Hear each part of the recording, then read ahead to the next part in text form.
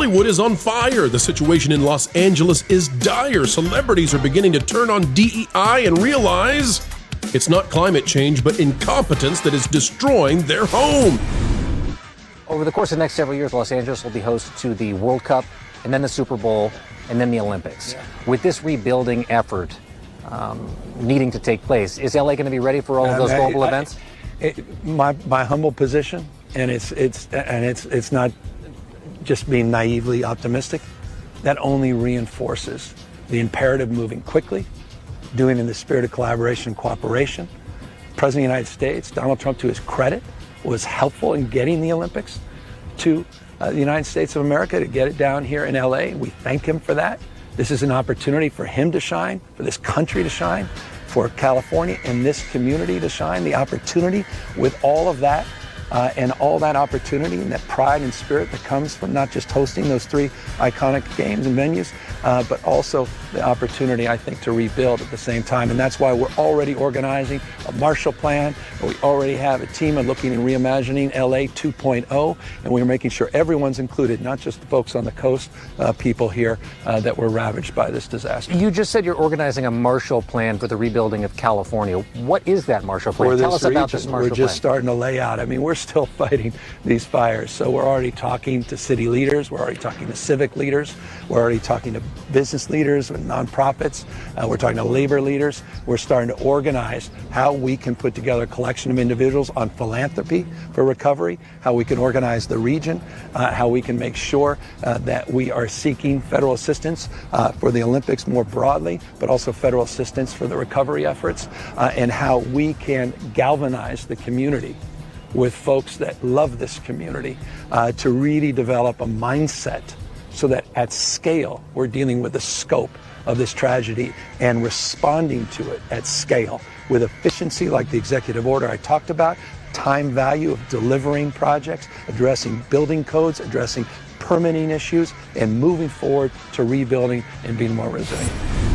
Federal authorities are already on the ground in California helping with the fire and the response. It's happening in one of the most densely populated parts of the country. Governor Gavin Newsom says he's worried that the incoming Trump administration may withhold aid. From above, the California Air National Guard helped support firefighters on the ground. The LA County Medical Examiner says 24 people have died. Firefighters estimate the Southern California wildfires destroyed more than 12,000 structures. We haven't seen that before, not in Southern California, not like this. California Governor Gavin Newsom says it may be the worst disaster in U.S. history. I think it will be in terms of just the costs associated with it. While we at FEMA now are starting to help support this recovery piece. Last week, President Joe Biden moved quickly to declare a major federal disaster days before President-elect Donald Trump is due to take office. Trump wrote online California Governor Gavin Newsom should resign, adding this is all his fault. There is a serious lack of competent governance in California. Incoming Vice President J.D. Vance and Republicans blamed California Democrats for the destruction. Policies of the liberal administration out there, I believe, have made these fires worse. I expect that there will be strings attached to money that is ultimately approved. Newsom responded on NBC's Meet the Press. Responding to Donald Trump's insults, we would spend another month. I'm very familiar with them. Newsom says he's invited President-elect Trump to California to see the devastation for himself. He says so far the president-elect has not agreed to a visit. In Washington, I'm Vinay Simlot. Back to you. It's lights, camera, and action. Word's coming to Mansfield as the city is getting ready to welcome a multi-million-dollar film studio. Nicole Nielsen takes you there. It doesn't look like much, just 72 acres of land, but soon enough, we're actually going to build movie studio sound stages right here. The city of Mansfield will turn all this green into a different type of green. Eventually, this land will house 5 clusters of sound stages spanning 50,000 square feet, in addition to 50,000 square feet of mill space, meaning your next favorite movie or TV show could be shot right here in Mansfield. You think about the Prime Video, you think about the Netflix and Paramount Plus. The land was privately owned before being bought by Super Studios Mansfield LLC, an LA-based production company who came up with the idea. The project was then presented to the city council and approved. So far, the mayor expects about $70 million to be poured in initial investment, but in total, it could cost up to $250 million.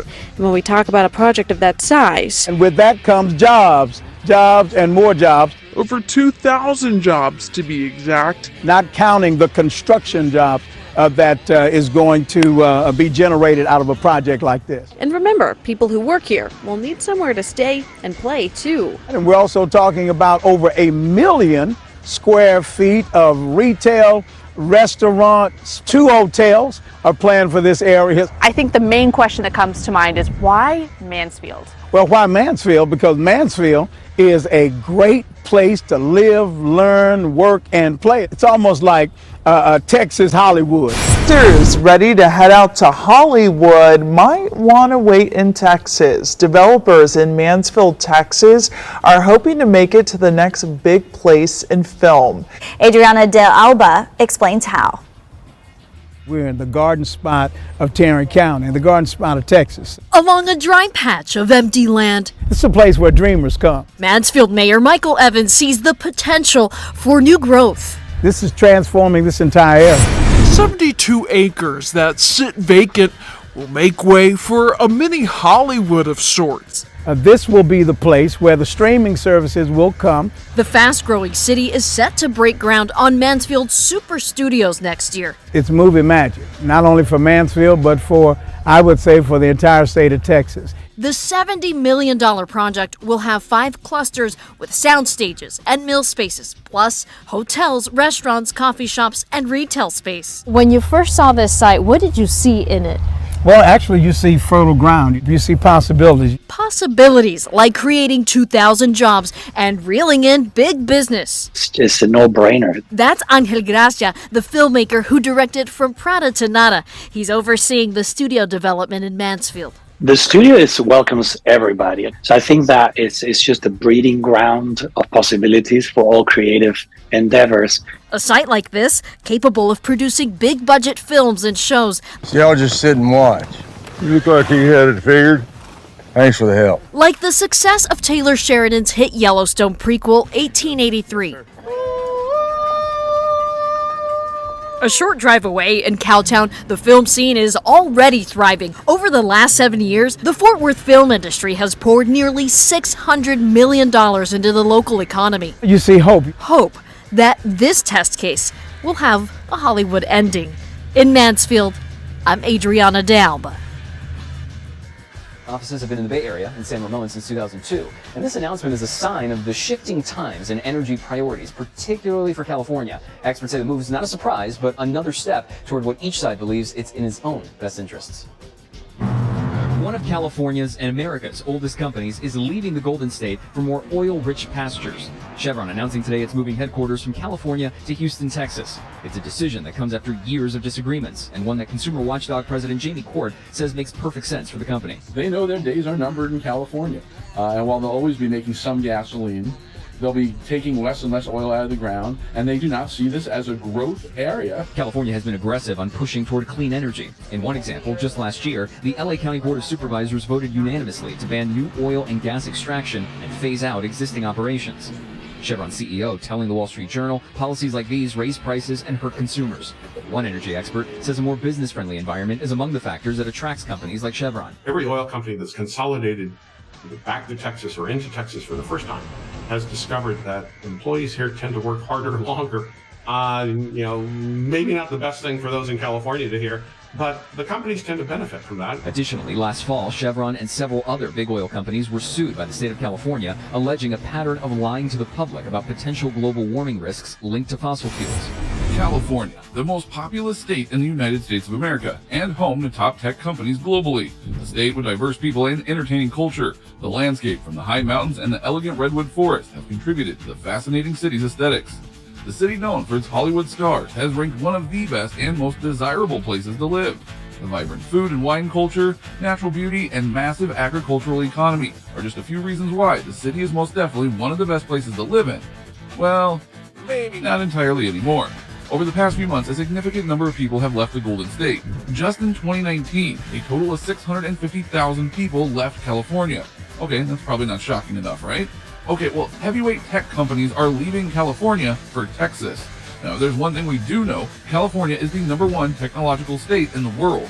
But with tech companies like Tesla, Oracle, and Hewlett-Packard all leaving the state, where does that leave California? And why are these tech companies moving to Texas? California has always been known as one of the most prosperous states in the United States. With beautiful weather and a growing population, California holds the largest state economy and has many of the world's most powerful companies headquartered in it. Apple, Facebook, Intel, HP, Chevron, and Alphabet, which is the parent company of Google, are just a few examples of global companies located in California. In fact, if California was an independent country, its $2.9 trillion economy would be the 5th largest in the world.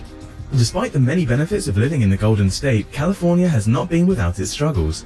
Some of the main economic problems facing California are rising housing prices and high state taxes. In 2019, California also reported the 4th highest